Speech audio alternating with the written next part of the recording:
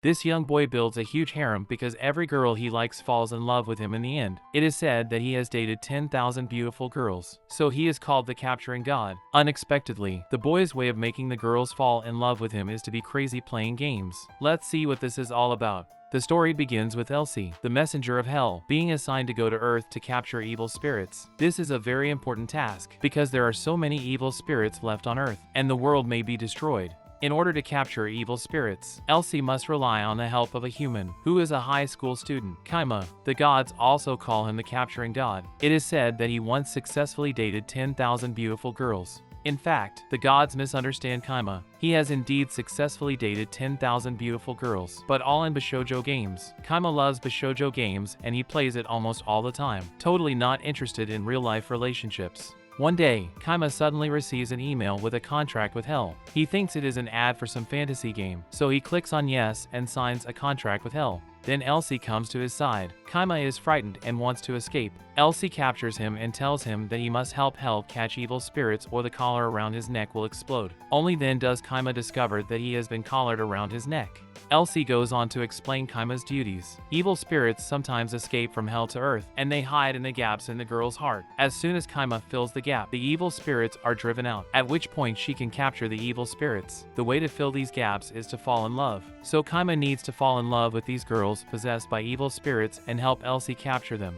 Kaima explains that he has only dated girls in love games, but in reality he has never been in love. Elsie is disappointed, but once the contract is signed, she can't renege. Now Kaima must try to fall in love in reality. They first target Kaima's classmate, Ayumi. Ayumi is a member of the track team, and recently she has been practicing running after school. Ayumi is going to participate in a sprint, so she needs to train hard. Kaima can only follow the plot of the Bishoujo game and begins to pursue Ayumi. Kaima cheers Ayumi on with exaggerated banners and signboards. At first, Ayumi feels shy and even drives Kaima away, but he insists on cheering for her in this way, and eventually Ayumi has to accept his cheers. In the process, Kaima discovers that Ayumi has a poor relationship with the seniors in the track team. The seniors think that Ayumi has no strength and only gets a good performance once in a while, believing she is not qualified to participate in the competition. They also often humiliate Ayumi because of this. A few days later, Ayumi sprains her foot during training, making her unable to compete in subsequent competitions.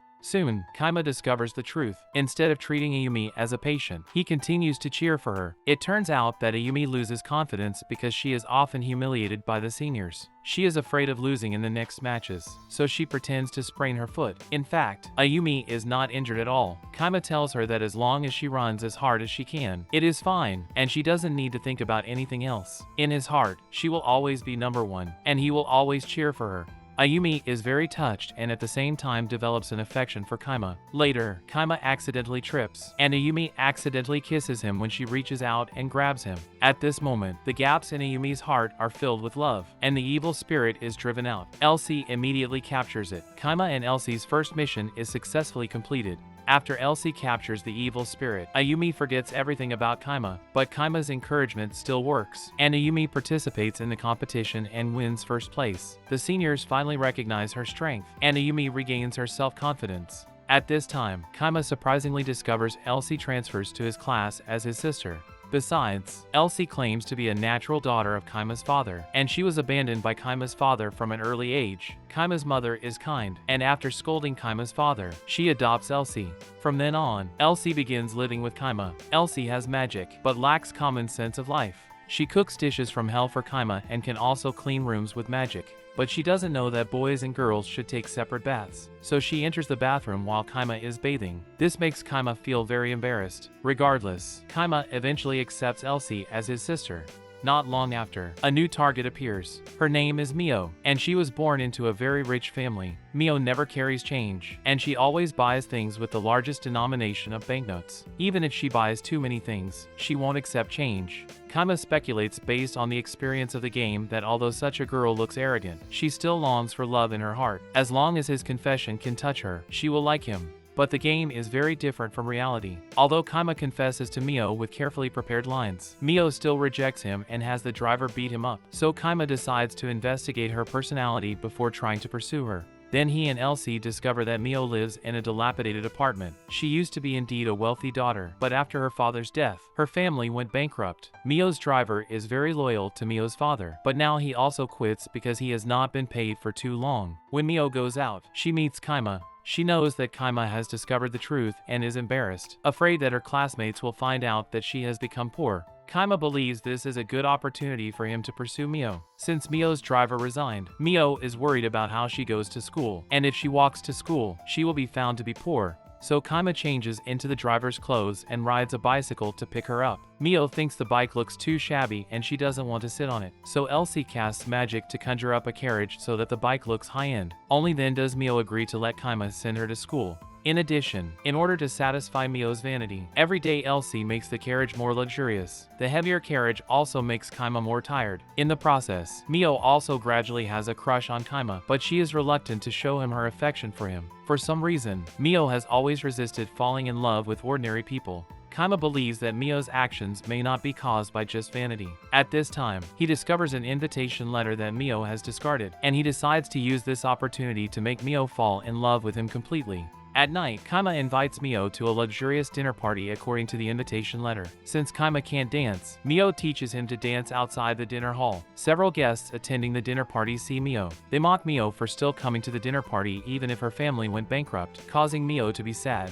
At this time, Kaima offers to let Mio give up her disguise and stop pretending to be rich. Mio disguises herself as a rich girl because it allows her to temporarily forget the fact that her father has died. Kaima tells Mio that her father definitely wants her to start a new life instead of dwelling on sad memories. Even with an ordinary or even poor life, she can live happier than she is now. Mio finally realizes the best memorial to her father is not to pretend that nothing has changed, but to accept the change and live happily. She finally accepts Kaima's love and kisses him. The evil spirit is driven out of Mio's heart, and Elsie immediately captures it. The next day, Mio forgets Kaima just like Ayumi, but her mindset has changed. She no longer pretends to be rich, but lives an ordinary and happy life like her classmates. Next, Kaima will meet more beautiful girls and fall in love with them. One of the beautiful girls turns out to be a popular idol with a hot body. The subsequent story will tell you what it's like to fall in love with an idol. After Kaima and Elsie completed 2 missions together, no new missions appear. During this time, Kaima is able to play games as much as he wants. Recently, Kaima discovers a very special game, which has a lot of bugs, and he tries many times but still fails to clear the game. Each time when he is about to clear the game, he will return to the last save point due to bugs. Since the company that made the game has gone out of business, the game's bugs will never be fixed. But Kaima thinks he's the capturing god, and he can clear any game in the world. More importantly, he feels that the heroine of this game is like a poor girl imprisoned in a bug, and he should save her. So Kaima tries all the options. He believes that among these options, there must be some that are bug-free and can end the game. With Kaima's efforts, he finally falls in love with the heroine of the game and gets to the end of the game. It is precisely because of Kaima's strong will that he can clear tens of thousands of Bishoujo games and become the capturing god. Recently, Elsie has been very fond of a female idol, Kanon. She is the most popular idol in recent times, and Elsie loves her songs very much. Kaima is not interested in real-life idols. He only likes Bishoujo games. A few days later, Elsie learns an amazing fact that Kanon is also a student at this school, and she was busy participating in idol activities, so she did not come to class. Today, she will return to school. Kanon doesn't want to cause a sensation, so she stays in an unoccupied place after class. Kaima also likes to play games in this location. Kanon thinks Kaima is her fan, but she doesn't expect Kaima to just want to play games and doesn't want to pay attention to her at all. Kanon is disappointed, and she never expects someone will be completely uninterested in her. Then Elsie also arrives here, and she suddenly discovers that there is an evil spirit in Kanon's heart. There is no doubt that Kanon is the next target. Fortunately, before Kaima can think of a way to approach Kanon, Kanon directly invites him to meet her. It turns out that yesterday, after she found out that Kaima was not interested in her, she wants to attract Kaima with her charm. So Kanon holds a small concert for Kaima alone, hoping to make him interested in her through this concert. Of course, this doesn't work on Kaima, who is still only interested in games. Kanon is very upset, but she doesn't give up. Next, Kanon sings for Kaima for several days on end, believing that she will be able to attract him. But Kaima is still not interested in her and even falls asleep while Kanon sings. Kanon feels very lost and inferior, and under the influence of the evil spirit. This feeling makes her invisible. After careful observation, Elsie and Kaima finally discover where Kanon is. Kaima realizes that the reason Kanon became like that is the key to his pursuit of Kanon. so he tries to encourage Kanan so that she is no longer lost. Kaima explains that he was intoxicated by her singing and looked like he was asleep. Kanan instantly gets happy and is no longer invisible. She asks Kaima to continue listening to her sing afterwards. Kaima thinks there must be a particular reason why Kanan cares so much about what others think about her. Elsie tells Kaima that Kanan was originally a member of a 3-member idol group, but that group was not popular and eventually disbanded. This is one of the reasons why Kanan cares about what others think. Another reason is that before she became an idol, she was always a person who got little attention and was often ignored by her classmates and friends. Kanan is afraid of being ignored again like before, and being ignored makes her feel like she is a transparent person. This is why Kanan becomes invisible when she feels lost. After learning this information, Kaima no longer ignores her and begins to encourage her. Kanan is very happy about this, and when she has troubles, she confides in Kaima. Recently, however, Kanan has had a major annoyance, and she has not told Kaima about it. Kanan is about to have an important concert, which is the largest since her debut. She is afraid of embarrassing herself at this concert and losing everything. Although Kanan doesn't voice the trouble, Kaima has already guessed it. He knows that this concert is the perfect time for him and Kanan to fall in love. By the day the concert begins, Kanan becomes even more nervous. The more nervous she is, the less confident she becomes, and she begins to imagine that she has made a mistake in concert and ends up losing everything. In the end, Kanan becomes invisible again, and she escapes from the concert venue, unwilling to face the test. When Kaima and Elsie discover that Kanan is missing, they immediately start looking for her. Elsie is able to fly through the air, but it is still very difficult to discover Kanan because she is invisible. They search for her everywhere but still fail when the concert begins. At this time, Kaima notices a flicker of the street lamp. After looking closely, he finds that Kanan is under the street lamp. He tells her that she shouldn't recognize herself entirely through others, even without the approval of others. Her singing is excellent. The large number of fans and spectators in the venue is the best proof of this. No matter what other people say about her, she is a great idol, and that will never change. Since Kanan does not appear, the audience begins to shout out Kanan's name. When she hears it, she realizes Kaima is right. She doesn't need to worry about being ignored anymore, and singing as hard as possible is the most important thing. Before Kanan goes to the venue, she affectionately kisses Kaima, and Elsie takes the chance to capture the evil spirit inside Kanan. After that, Kanan returns to the venue and gets on the stage with great confidence, giving a perfect performance to the audience. After this mission, Kaima lives a quiet life. In normal times, Elsie often helps Kaima's mother with household chores. She does all the other chores well, but her cooking is terrible. Elsie loves to use ingredients from hell. For example, the bento boxes she makes not only has tentacles and eyes, but can even walk. Kaima criticizes Elsie, which makes her feel sad. So Elsie decides to make delicious food to get Kaima's approval. A classmate suggests that she make a cake because cakes are easier to make and delicious. So Elsie comes to the cooking classroom, where she intends to make a perfect cake. But she still doesn't realize the real problem and still uses the ingredients of hell. The granulated sugar from hell constantly cries, and it looks weird. More terrifyingly, the eggs from hell have strange colors and shapes, and they will hatch horrible monsters at any time, one of which escapes the school. Also, Elsie doesn't know how to use the oven yet, and she directly heats the oven with fire, causing an explosion and the cake to be destroyed. After escaping from school, the monster hatched from the egg from hell flies in the direction of Kaima's house. Kaima's mother happens to be taking a bath, and she is almost attacked by the monster. Luckily, Elsie's bento finds the monster and preys on it. It seems that the food made by Elsie is not completely without merit, and although it cannot be eaten, it can be a guard. After this, Elsie realizes that she lacks human knowledge, so at Kaima's suggestion, she goes to the school library, where she decides to learn about the human world through reading. However, Elsie doesn't learn enough in the library because she falls in love with fire engines after reading a book about vehicles. Elsie wants Shiori, the librarian, to help her find books about fire engines. Just then, she discovers an evil spirit in Shiori's heart. Shiori quickly finds books about fire engines and gives them all to Elsie. Shiori loves reading so much that she reads almost all the books in the library. She is a very introverted girl and her biggest fear is communicating with other people. So Shiori usually reads in the library, and while reading, she feels like she is in a whole new world. It will make her feel calm. Kaima believes that if he wants to pursue a girl like Shiori, he needs to get her to speak to him. So Kaima starts playing games in the library, often saying wrong things, such as, now books are outdated, and as long as the text and pictures are stored in the computer, the paper book can actually be destroyed.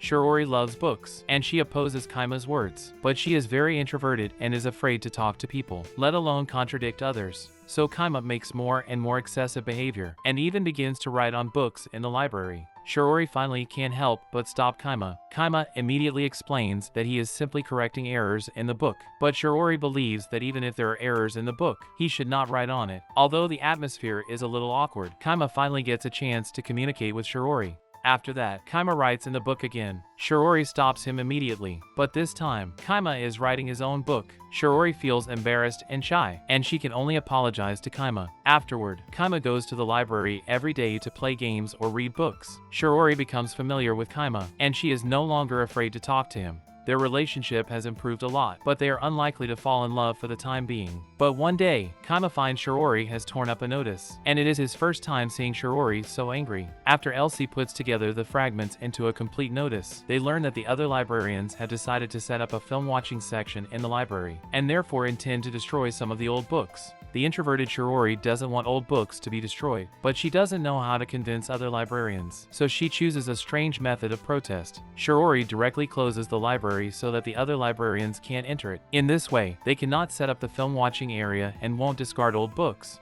It is a very bold decision, and Shiori feels very panicked. She can only hide in the library and relieve her tension through reading. At this time, Kaima, with Elsie's help, enters the library from the roof. Instead of persuading Shiori to open the door, he stays in the library with Shiori to protest. In order to get Shiori out of the library, other librarians turn off the library's power. Shiori knocks over the bookshelf in the dark, and she is buried in the book with Kaima. Taking this opportunity, Kaima tells Shiori that she should not hide in the world of books forever. He can tell that Shiori actually wants to communicate with other people, but she feels panicked and scared when she talks to others. That's why she chooses to keep reading. But this is not right. If she wants to talk to others, she should take the first step bravely. Kaima says he can give Shiori courage, believing love will make her more courageous. When Kaima kisses her, the evil spirit inside her is driven away, and Elsie immediately catches it. Shiori finally becomes brave after the evil spirit leaves. She opens the door and shares her thoughts with other librarians. In the end, they decide to set up a film-watching area while keeping the old books safe. Since then, Shiori is no longer as introverted as she used to be, and she still loves books, but she is no longer afraid to communicate with other people.